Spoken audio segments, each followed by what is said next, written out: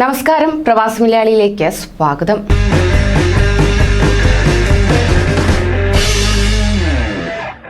Corona വ്യാപനം മൂലം നിർത്തിവെച്ച രാജ്യാന്തര വിമാന സർവീസുകൾ പുനഃസ്ഥാപിക്കാത്ത സാഹചര്യത്തിൽ നിങ്ങളുടെ ബാഗെല്ലാം പേക്ക് ചെയ്തില്ലേ എന്ന ചോദ്യവുമായി സൗദി എയർലൈൻസ് രംഗത്തെത്തിയിരിക്കുകയാണ്. പിന്നാലെ പ്രതീക്ഷയർപ്പിച്ച് സൗദിയിലെ പ്രവാസികളും എത്തി. വിമാന സർവീസിന് ഏർപ്പെടുത്തിയ എല്ലാ നിയന്ത്രണങ്ങളും മെയ് 17 നീക്കുമെന്ന് നേരത്തെ അറിയിച്ചിരുന്നുവെങ്കിലും കോവിഡിന്റെ രണ്ടാം തരംഗത്തിൽ വൈറസ് വ്യാപനം ഉയരുന്നതിനിടെ എയർലൈനിന്റെ ഈ ചോദ്യം ആശ്വാസമാകാതിരിക്കുന്നത് എങ്ങനെയെന്നാണ് പ്രവാസികളുടെ പ്രതികരണം.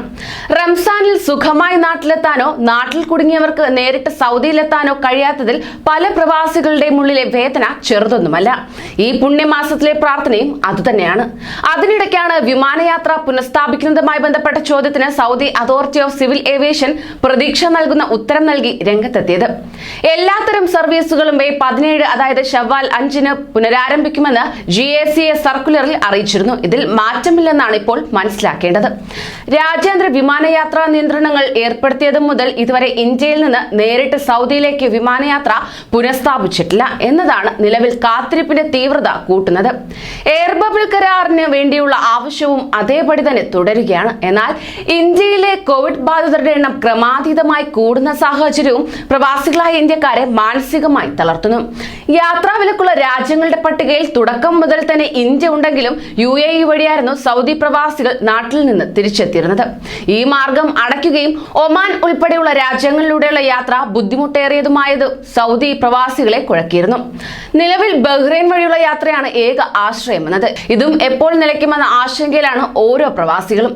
താരതമ്യേന സാമ്പത്തിക ചെലവ് കുറഞ്ഞ മാർഗം എന്ന നിലയിൽ നേപ്പാൾ, മാലദ്വീപ് വഴി യാത്ര തിരഞ്ഞെടുത്തവർക്കും NOCയുമായി ബന്ധപ്പെട്ട് ഏറെ മാനസിക വ്യഥ അനുഭവിക്കേണ്ടി വന്നിട്ടുണ്ട്.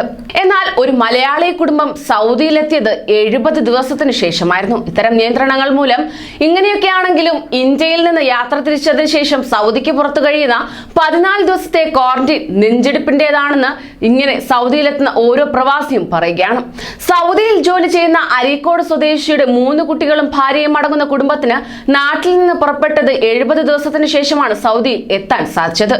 ഇത് ആ കുടുംബനാഥൻ ഏറെ വേദനയോടെ പങ്കുവയ്ക്കുകയാണ്.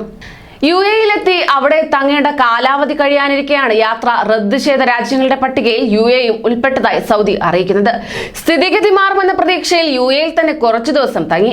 അവസാനം ഇന്ത്യക്കാർ നാട്ടിലേക്ക് തിരിച്ചു പോകണമെന്ന് ഔദ്യോഗിക നിർദ്ദേശം നൽകിയതോടെ എന്ത് ചെയ്യണമെന്നറിയാതെ ഭാര്യയും മക്കളും ആകെ കുഴങ്ങിയ അവസ്ഥയുമായിരുന്നു. പിന്നീട് ഇവർ ബഹ്റൈനിലേക്ക് ടിക്കറ്റ് എടുക്കുകയായിരുന്നു.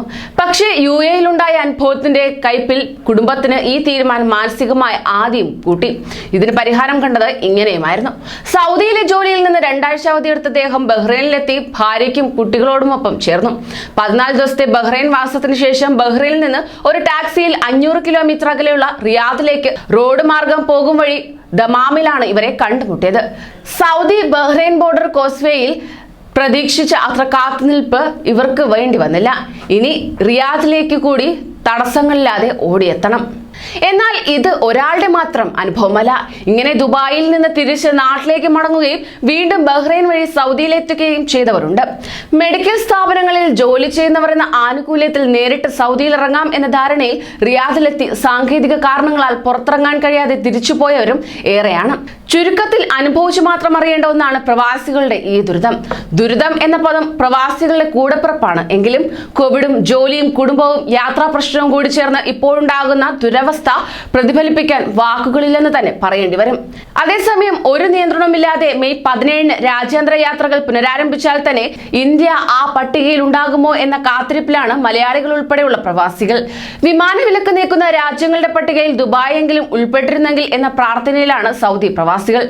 അപ്പോഴും പ്രതിരോധ വാക്സിൻ ഉൾപ്പെടെയുള്ള കടമ്പകൾ രാജ്യാന്തര യാത്രയ്ക്ക് നിബന്ധനയാകാനുള്ള സാധ്യത തള്ളിക്കളയാനും സാധിക്കില്ല. കൂടുതൽ പ്രവാസി വാർത്തകൾക്കായി ഈ ചാനൽ സബ്സ്ക്രൈബ് ചെയ്യൂ.